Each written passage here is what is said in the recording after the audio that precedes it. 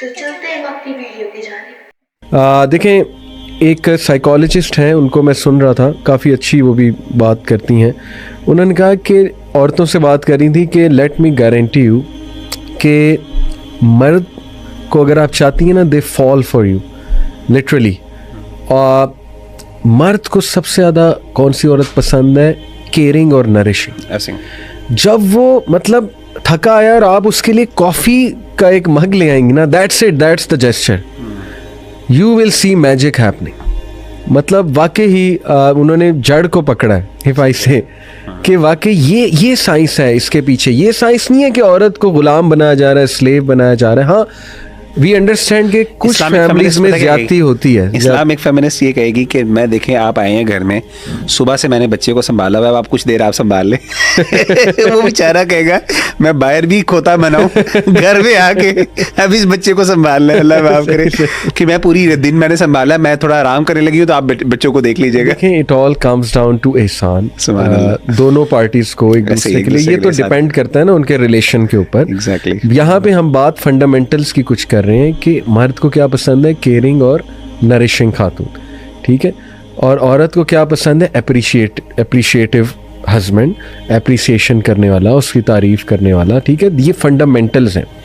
इन fundamentals को break कर देना, चैलेंज कर देना, तोड़ देना बहुत अफसोस की बात है कि इसीलिए आज हम घरों में सुकून खत्म हो चुका है। फैमिली सिस्टम टूटेगी ना, तो उसका सबसे बड़ा जो नुकसान होता है ना, खातून को होता है। फैमिली जो है ना, वो हिस्नुन मनी, एक शादी जो होती है वो एक फोर्ट्रेस होता है।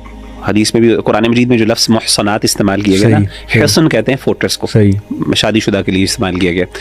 तो औरत को इस बात का एहसास नहीं, अल्लाह माफ़ करे, कि फैमिली सिस्टम बेसिकली अल्लाह ने रखा ही खातून की प्रोटेक्शन के लिए।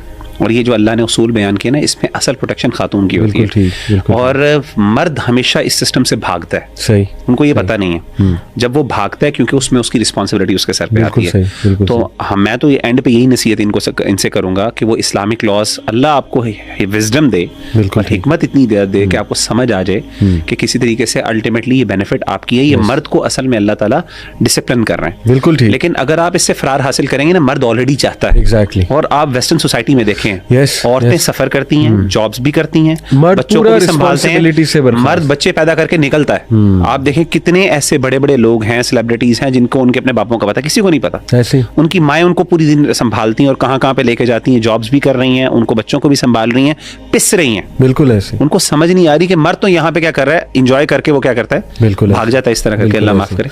Just some last few thing, एक और चीज़ मैं बड़ा नोट करता हूँ कि अगर हम अपने दौर में 90s में जाएं, इवन अर्ली 2000s में जाएं, आप मूवीज़ को देखें और टीवी सीरीज़ को देखें, ड्रामा सीरियल्स को देखें, 80s में चले जाएं, उसमें जो औरत का रोल है ना, वो एक बड़ा मुहज़्ज़ब, और चलें ड्रेसिंग की मैं बात नहीं कर रहा यहाँ पे, मैं मुहज़्ज़ब लहजे की, एक खामोशी, एक ह्यूमिलिटी वाला कैरेक्टर, एक हया वाला कैरेक्टर। इवन बॉलीवुड मूवीज़ में वो शर्माते हुए दिखाना लड़की को, राइट, मासूम दिखाना,